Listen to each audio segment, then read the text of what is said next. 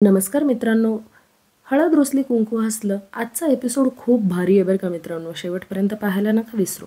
तर इकडे दूषणची कार जी आहे ते चिखलामध्ये फसलेली असते आणि नेमकी कृष्णा जी आहे ते बैलगाडीमध्ये बसलेली असते.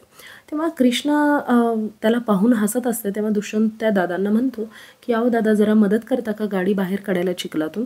तर आता कृष्णा म्हणते जरा दादा थांबा आणि ती उतरते बैलगाडीतून आणि चिखलामध्ये उडी मारते. तर ती दुष्यंतला म्हणते अहो गाडी चिखलातून बाहेर काढायची म्हणजे चिखलात उतरावं लागतं, आत बसून ऑर्डर नाही देऊ शकत. तर आता कृष्णा जी आहे ती दोरी घेऊन बैलगाडीला बांधते आणि कार कशीबशी पुढे आणते. कार खेचून पुढे आणल्यानंतर कृष्णा जाऊन दुष्यंतला बोलते की त्याच्या काचेवर हात ठेवते कारच्या. आणि दुष्यंत म्हणतो जरा लांब सरकशील का. तर कृष्णा म्हणते की हे बघा चिखलामध्ये उतराव तर लागलंच असतं, ते जे तुम्ही उतरला नाहीत. शेवटी आमच्या बैलगाडीनेच काढली ना तुमची कार. भलेही तुमची लाखांची कार असू दे, एवढं चिखल काढता आलं नाही की हो तुमच्या कारला, असं बोलते. आणि कृष्णा हे पण म्हणते की गाडीच्या बाबतीत नक्कीच तुम्हाला कोणीतरी फसवलंय बरं का. दुष्यंत जाम चिडतो आणि कृष्णा तरी पण बोलतच असते ओ बोंगाट पाहुणं बोला की आणि दुष्यंत काही बोलत नाही आणि तो कार घेऊन निघतो. आणि दुष्यंत तिला इडियट म्हणून तो कार घेऊन जातो आणि सगळं कारमधून चिखल जे आहे ते कृष्णाच्या अंगावर उडलं जातं. कृष्णा जोरात ओरडते भोंगाट पाहुणा थांब जरा, माझी मदत घेऊन तू माझ्याच अंगावर चिखल उडवलंस, काय कळते की नाही रे तुला. तुझ्या गाडीचं झालं खुळखुळा, तुझ्या टायरमधली गेली हवा, असं तसं बडबड करते. कारण कृष्णावर खूप राग आलेला असतो. एक इथं तुझ्यात दम असेल तर नाही, तुझी आणि तुझ्या टायरमधली हवा काढली ना, नावची कृष्णा नाही मी. तर आता इथे ऑफिसमध्ये ॲक्च्युली तिचं नाव पूजा आहे, पण ऑफिसमधले कलिग्स तिला गौतमी म्हणून येतात. गौतमी डी आलं आहे. तर आता पूजा तिला ओरडते म्हणजेच गौतमी की डी नाही बोलायचं बरं का, डी फक्त बोलायचा हक्क माझा आहे, बाकी कुणीच तुम्ही बोलू शकत नाही. तर आता पूजा म्हणते की तुम्ही केक कॅन्डल वगैरे सगळं रेडी ठेवलं आहे ना आणि आपला प्लॅन रेडी आहे ना. तर ऑफिसचे कलिग्स म्हणतात हो सगळं रेडी आहे. तर आता तिची मैत्रीण मंजिरी म्हणते की सकाळी बोललीस तसं काही करणार नाही आहेस ना तू, तर प्लीज तसं काही करू नकोस. तर पूजा म्हणते की अगं मी नाही, आता वेडा तर तो होणार आहे डी फॉर दुष्यंत, तू बघच. आणि तो पण माझ्या प्रेमामध्ये इतका वेडा होणार आहे, तू बघच. चला चला गाई सगळे रेडी राहा. दुष्यंत आलेला आहे आणि दुष्यंत येत असतो तेव्हा मुद्दाम ही पायामध्ये त्याच्या काहीतरी वस्तू घालते आणि तो आदळून हिच्यावर आदळतो आणि तो तिच्याकडे बघून हसत असतो. दोघं एकमेकांकडे बघत असतात. आता सगळेजण त्याला विश करतात की happy birthday to you Dushyant, happy birthday म्हणून. आणि दुष्यंत सगळ्यांना थँक्यू बोलतो. तर आता पूजा म्हणते की मी सकाळपासून तुला इतके कॉल्स केले, इतके मेसेजेस केले, काही तू कॉलबॅक केला नाहीस, काही रिवर्ट नाही, काही नाही. तर आता दुष्यंत म्हणतो अगं प्लीज मला काही विचारू नकोस बरं का तू सकाळचं, आणि ही एक खूप मोठी स्टोरी आणि मला प्लीज त्याच्यामध्ये जायचं नाही आहे, तू प्लीज समजून घे आणि मला विचारू नकोस. मी तुला नंतर सगळं सांगतो, पण आता मला सध्या ते बिलकुल पण सांगायचं नाही आहे. आणि आता केक वगैरे घेऊन येतात आणि केक वगैरे पाहिल्यानंतर ना गौतमीकडे पाहून म्हणजेच पूजाकडे पाहून दुष्यंत थँक्यू म्हणतो. तर आता दुष्यंतचा बड्डे जे आहे ते सेलिब्रेशन छानसं होतं ऑफिसमध्ये आणि गौतमी त्याला केक खाऊ घालते. आता इथे कृष्णा आणि बंब्या जे आहेत ते काम करत असतात आणि तेव्हा भक्ती बंब्याला एक ग्लास गरम दूध घेऊन येते. तर आता कृष्णा म्हणते अगं तू माझ्यासाठी नाही आणलंस. मग ती म्हणते बहीण की तुझ्यासाठी का आणू, आता तुझं तर लग्न ठरलं बाई, त्यामुळे घरातल्या काही गोष्टी आता तुला घेता आल्या पाहिजेत, काही कामं तुझं तू केली पाहिजेस. तर आता कृष्णा म्हणते की काय ग भावा, म्हणजे बहिणीला म्हणत असते ती, तू भाऊजी काही मागितलं तर तू पण असंच करतेस का भाऊजींना. तर आता ही जी आहे ते विचारात पडते, कारण तिला तिच्या नवऱ्यानं घरातनं हाकलून दिलेलं असतं. असं तू लगेचच तुझ्या दाजींना आपल्या विषयामध्ये घेऊ नकोस म्हणून ती कृष्णाला ओरडते. आणि उद्या जर तुझं लग्न झाल्यानंतर ना तुला चुलीकडे बस म्हटल्यानंतर ना काय करणार आहेस तू, आता प्रॅक्टिस करावी लागेल तुला. तर आता कृष्णा म्हणते की असं असेल तर मी लगेचच काडी मोड घेईन, त्यात काय. आणि बंब्या आणि कृष्णा हसत बसतात. तर आता बहीण म्हणते की अगं तुला तर तुझ्या चांगल्यासाठी सांगते मी, तुला करावं तर लागेल ना काम. तर आता ही म्हणते कृष्णा की जे काम मला आयुष्यात कधी जमलं नाही ते काय जमणार आहे आता, जग इकडचं तिकडं झालं तरी मला हे काम जमणार नाही आहे अगं. तर आता कृष्णाची आई जी आहे ते कृष्णाला ओरडते अगं नीट तर बस. तर आता कृष्णाची बहीण म्हणते अगं कृष्णाचं आता हे तर जमलं आहे, तर आता तारीख कधी काढायची. तिची ताई हे पण म्हणते की सगळं जर जुळत असेल तर आपण तारीख लवकरची काढूया ना. तर तिची आई काहीच न बोलता निघून जाते तिथून. तर आता इकडे सगळ्यांना वाईट वाटतं. तर आता कृष्णा म्हणते की भक्ती बाबा तुला काही मी जड झाले का, जा जाऊन स्वयंपाक कर, भूक लागली आहे मला. तर आता ती भक्ती म्हणते की हे बघ स्वतःची भाज्या स्वतः कट करायचं. तर मग आता कृष्णा म्हणते की आपलं तर लहानपणीच ठरलं ना की मी भाज्या पिकवणार आणि तू शिजवणार, विसरलीस काय सगळं? तर भक्ती म्हणते की तू लई बोलायला लागलीस असं वाटत नाहीये का, आणि मी पण लई ऐकून घेतलं असं वाटायला लागलं मला. नाही तुला उद्या चुलीपाशी बसवलं ना, माझं पण नाव भक्ती नाही असं भक्ती म्हणते. मी आज स्वयंपाक करते नाही असं नाही, पण उद्याचा स्वयंपाक तुलाच करायला लावणार आहे मी, आणि मी तुला फोर्स करणारच. इकडे कृष्णा बिचारी आपली जोरजोरात ओरडत असते, ए भक्ते मला नाही जमणार, ए भक्ते. आता सकाळ होते. सकाळ झाल्यानंतर ना इकडे कृष्णा दाराच्या आतच येत नसते आणि भक्ती तिला दाराच्या आत ओढत असते. अगं आता तुझं लग्न जमणार आहे, 1-2 भाज्या तर तुला बनवायला आल्या पाहिजेत ना, ये म्हटलं ना आतमध्ये. तर आता या गोष्टीवर भक्ती म्हणते की अगं पहिल्यांदा काहीच येत नसतं, पण शिकवल्यावर सगळं येत असतं, त्यामुळं प्रयत्न करायला सोडायचं नाही आपण. भक्ती म्हणते की घाबरू नको सगळं, मी आहे ना, मी तुला सगळं शिकवते, तू फक्त ये. तर कृष्णा म्हणते नाही नाही नाही, स्वयंपाकघर मला खूप भीती वाटते आहे आणि मी स्वयंपाकघरात गेले ना सगळं मला असं राक्षसासारखं उभारल्यासारखं वाटतं, त्यामुळे मी अजिबात येणार नाही. एक वेळ तू नरकात पाठव, पण मी स्वयंपाकघरात अजिबात येणार नाही आहे तायडे. भक्ती अजिबात ऐकतच नसते. भक्ती म्हणत असते की तू यायलाच पाहिजे, आणि इथं बंब्या म्हणतो की अगं माझं नाव घालवायला लागलीस तू, भाऊ भाऊ म्हणतेस ना, जा की काय घाबरतीस तू स्वयंपाक बनवायला. तर आता कृष्णा म्हणते की बंब्या एवढं असेल तर तू जा ना, तू कर ना स्वयंपाक. भक्ती म्हणते की बस झालं तुझं नाटक कृष्णा, चल आतमध्ये, आणि मी तुला आज स्वयंपाक शिकवल्यावर म्हणजे शिकवणारच आहे. तर आता शेवटी तिला ओढून घरात आणतातच किचनमध्ये, आणि आता भक्ती म्हणते की चल पोहे करायला घे. तर ही म्हणते की कसे करायचे ते मला नाही माहिती. तर भक्ती म्हणते की मी सगळं शिकवते तुला कसे बनवायचे पोहे, आणि मग ती कांदे बटाटे मिरची वगैरे सगळं कृष्णासमोर देते, आणि कृष्णा काय करत असते बघत असते. तर भक्ती म्हणते बघतीयस काय, कट कर ना त्या भाजीला, मी तोपर्यंत पोहे घेऊन येते. तर आता बंब्या छेडत असतो, एक कापकी. तर कृष्णा म्हणते एक गपकी तू, तर आता तुझं लग्न आहे ग, तुला करावंच लागणार आहे हे सगळं, असं बंब्या म्हणते.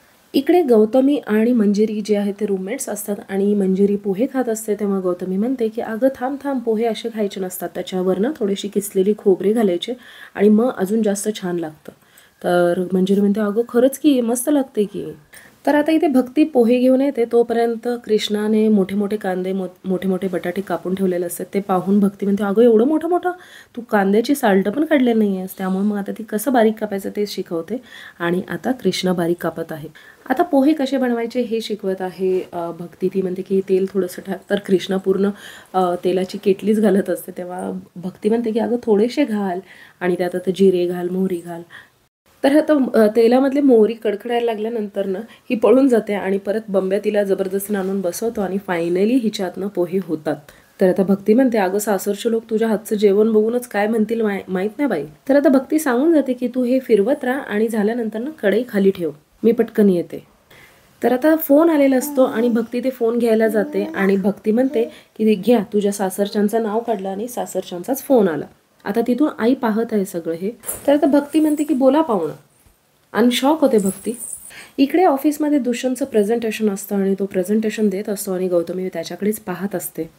तर आता तिकडचे पाहुणे जे आहेत ते सांगतात की आम्हाला तुमच्या कृष्णासोबत लग्न करायचं नाही आहे. हे सांगितल्यानंतर ना इकडे भक्ती म्हणते की बस झालं, खूप ऐकून घेतले मी, अजिबात जास्त बोलायचं नाही. आमची कृष्णा लाखामध्ये एक आहे, तुमचाच मुलगा तिचा नवरा व्हायच्या लायकीचा नाही आहे, आणि तुमच्या लेखाची जरी मोप सरकारी नोकरी असेल म्हणजे काय झालं, तुम्ही कसंही बोलणार का? आणि कालच तर तुम्ही हो म्हणून गेलात, आणि अचानक आता असं का बोलताय तुम्ही? तुम्हाला जरी आमच्या कृष्णाबद्दल काही वाटू दे, पांढऱ्या पायाची वगैरे, पण आमची कृष्णा जी आहे आमच्या घराण्यासाठी राणी आहे बरं का.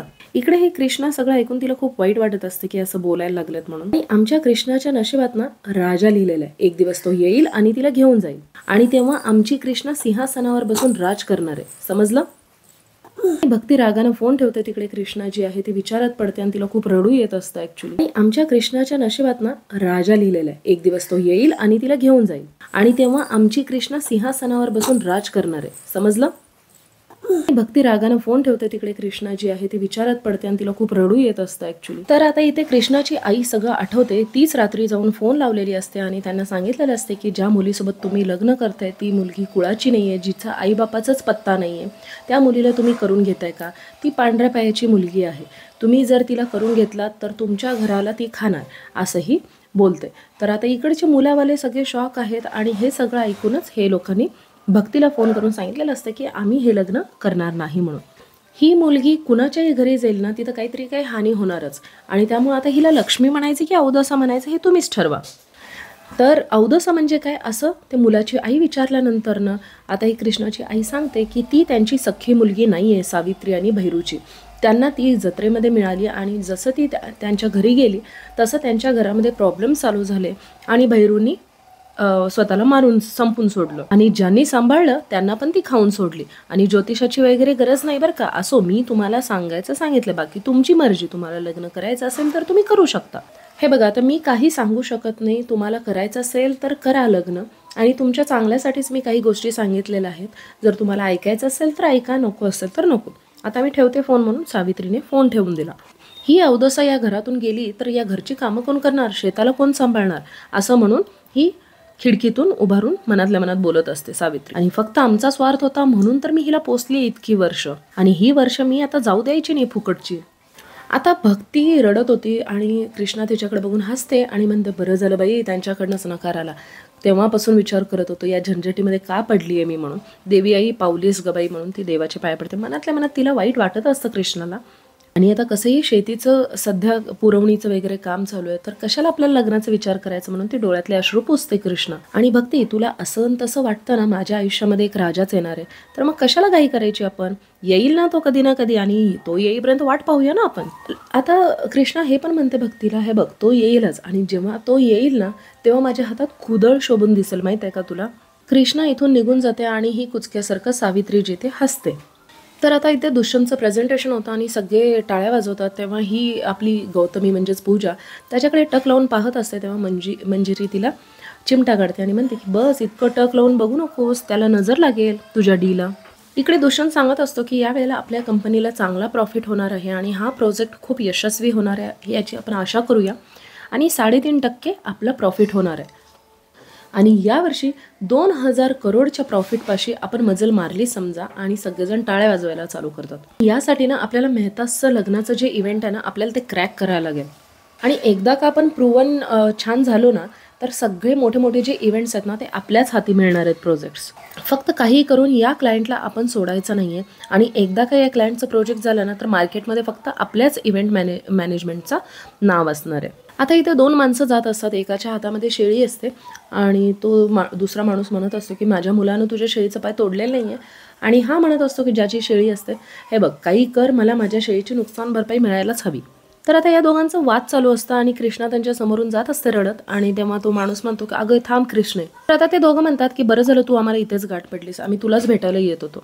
तर आता तो माणूस म्हणतो की अगं या बकरीला काय झालं बघ जरा, ह्या बकरीचं काय झालं.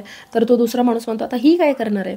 तर तो माणूस म्हणतो अरे तू विसरलेस का आपल्या गावातलं कुठलंही जनावर आजारी पडलं किंवा काय झालं असेल तर कृष्णाच त्याला बरोबर करते.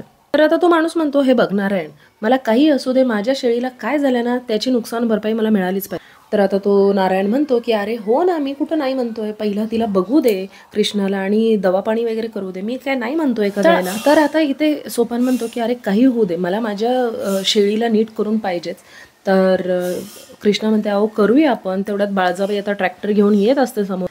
तर आता इकडे तो माणूस सोपान जो आहे तो शेळीला कृष्णाकडे देऊन जातो जरा हिला बघ म्हणून आणि तो बाळजाबाईंच्या पाया पडायला जातो. नारायण पण जातो. तर आता इथे दुष्यंतला जी आहे ते रिकॅप प्रोमोमध्ये दाखवण्यात आलेलं आहे. दुष्यंतला बाळजाबाई फोटो पाठवलेला असते आणि ती त्याला जबरदस्ती करत आहे की तुला लग्न करायचं असेल तर गावातल्या मुलीसोबतच लग्न कारण त्यांची स्वप्न खूप लहान असतात. तर आता इथे एक वासुदेव येतो आणि तो पण कृष्णाला म्हणतो की तुझ्या आयुष्यामध्ये एक लवकरच राजकुमार येणार आहे आणि तुझ्या अंगाची हळद तो स्वतःच्या अंगाला लावून घेणार आहे बरं का.